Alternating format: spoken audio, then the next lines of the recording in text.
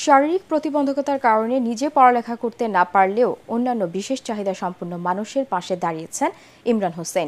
নানা প্রতিকূলতা উপেক্ষা করে মেহেরপুরে দাঁড় করিয়েছেন প্রতিবন্ধী স্কুল। এলাকাবাসীর কাছে এখন সফলতার আরেক নাম ইমরান। মেহেরপুর থেকে উম্মে ফাতেমা রোজিনার পাঠানো রিপোর্ট জানাচ্ছেন জাহিদুল আলম। মেহেরপুর শহরের শাহজিপাড়ার বাসিন্দা ইমরান হোসেন। জন্ম হয় শারীরিক প্রতিবন্ধকতা নিয়ে। অন্যদের সাথে তাল মিলিয়ে পড়তে পারেননি, আর তাই পেরোতে পারেননি স্কুলের গণ্ডিও। তবে নিজে না পারলেও বদ্ধপরিকর ছিলেন তার মতো যারা রয়েছেন তাদের সামনে এগিয়ে নিতে। এই ভাবনা থেকেই যাত্রা শুরু তার প্রতিবন্ধী স্কুলের। শুরুতে কাউকে পাশে না পেলেও এখন প্রশংসা পাচ্ছেন সবার।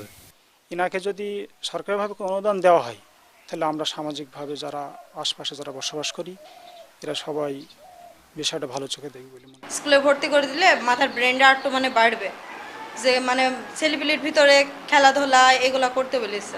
এমন উদ্যোগে বিভিন্ন প্রতিবন্ধকতার শিকার সন্তানদের নিয়ে নতুন করে স্বপ্ন দেখছেন অভিভাবকরা। বাড়িতে তারা সাপোর্ট কম পায়, কিন্তু আমরা স্কুলে চাই যে তাদেরকে আমরা সাপোর্টটা ভালোভাবেই দিতে পারবো। টেলারিং এর কাজ শিখালাম বা অন্য কোনো কাজ শিখে তাদেরকে আমরা ওই প্রতিষ্ঠান থেকেই হয়তো তাদেরকে কাউকে কম্পিউটার এইভাবে হয়তো প্রোভাইড করলে হয়তো কিছু বাচ্চাকেও যদি আমরা করতে পারি তাহলেও সামাজিকভাবে সেই বাচ্চাগুলো যদি নিজের পায়ে চলতে পারে বা অন্য সাধারণ মানুষের মধ্যে নিকট, এই ভাবনা থেকেই কিন্তু এই স্কুলটা করা। বিশেষ চাহিদা সম্পন্ন শিশুরাও যেন সমাজে মাথা তুলে দাঁড়াতে পারে সেই লক্ষ্যে কাজ করে যাচ্ছেন ইমরান।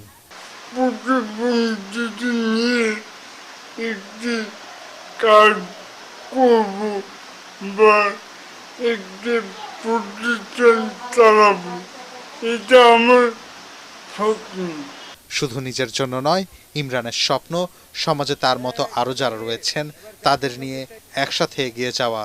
দেশের বিত্তবানরা তার এই স্বপ্নযাত্রায় সঙ্গী হবেন, এমনটাই প্রত্যাশা তার পরিবারের। Bureau report, ATN Bangla.